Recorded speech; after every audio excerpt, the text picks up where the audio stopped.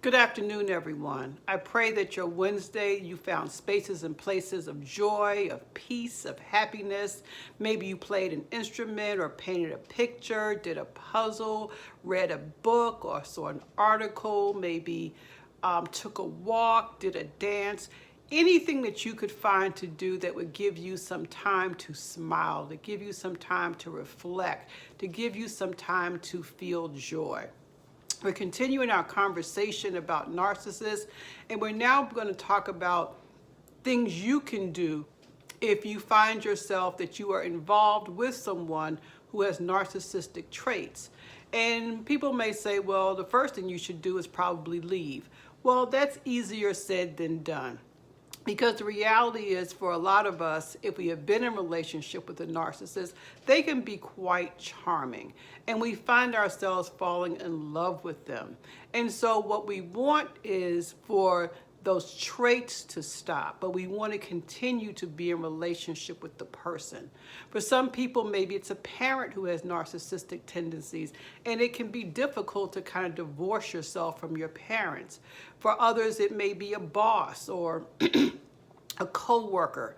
And so my point is, sometimes it's not as simple to just cut these people out of your life. That may not be the decision that you may necessarily want to make at this time. So I want to talk about 6 things that you can do to help yourself if you're choosing to be in a relationship with someone who has narcissistic tendencies or traits. And I'm going to do 2 each day. And so the first one is learn what is and isn't negotiable. When I talk to couples, one of the things that we really have to talk about in the very beginning is, what is your bottom line? And what I mean by that is, anytime you're in a relationship with someone, particularly if you are a couple, if it's your spouse or your partner, there are things that you two will not agree on. There's different things that you may do that the other person does differently. You may have different thoughts and feelings, and that's okay. Variety is the spice of life. But the bottom line is, I always ask people to identify what isn't negotiable. What is your bottom line? What is something that you will not tolerate? The article that I'm using says, some behaviors you may not like, but it's no big deal if you let it slide. You may not like the fact that they put a whole lot of ketchup on top of their eggs, but it's not a big deal. You may not like the fact that they like to sleep with the fan on, but you just put on more covers. It's not a big deal.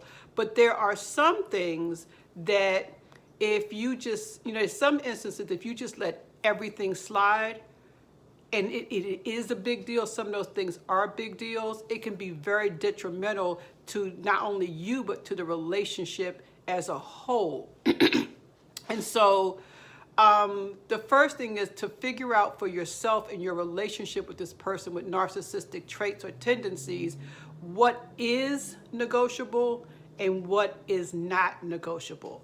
For some, and this is going to come up a little bit later also, what may not be negotiable for you is you will not allow someone to call you outside of your name, to call you derogatory terms. What may not be negotiable for some couples is the relationship has to be monogamous. And I'm saying for some couples, because some couples, they agree to an open relationship. That's something that you have to determine in your relationship, what is negotiable and what's not negotiable. A lot of times this comes up in the area of money. For some couples, what's not negotiable is making a large purchase without talking to your partner or your spouse. And if you're with someone who has narcissistic traits, they probably are not going to keep that rule. They're probably going to struggle with that rule because their thought is, no, I get to do what I want to do because that's what I want to do. And either you like it or you don't, but your feelings don't really matter. So for you, that may be something that's non-negotiable. But you need to determine for yourself what behaviors you can deal with, even though you may not necessarily like them, and what behaviors they really, it's not about, you're not willing to compromise over. And we want to always have balance with that. If you have more things that you're not willing to tolerate and they're coming up in your relationship, then this may not be the relationship for you. But if you, so the goal is to look at, okay, so what are things I can live with? And what are things that I'm challenged with living with? The second one, and this is the one I think is probably most important, is know when you're being gaslighted. Being gaslighted is when your narcissist says something and then later denies saying it or claims to have said something different. And you start to begin to doubt your own sanity. You begin to wonder, was I dreaming this? Am I going nuts?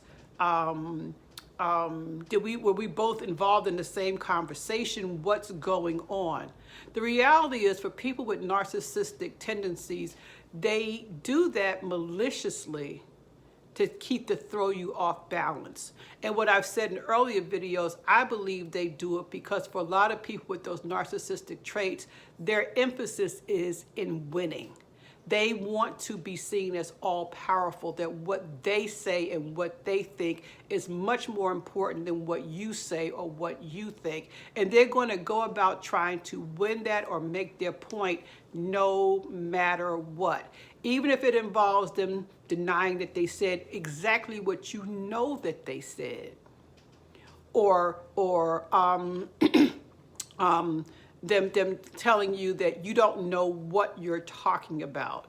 The reality is, to be perfectly frank, they may not really remember saying what they said because it was of no importance to them. It was a means to an end. It was a way of winning the argument. It may not have even been something they really meant in the moment, but they said it anyway because they wanted to win the argument. And so, like I said, I'm going to do 2 things each day, and I'll just review for you.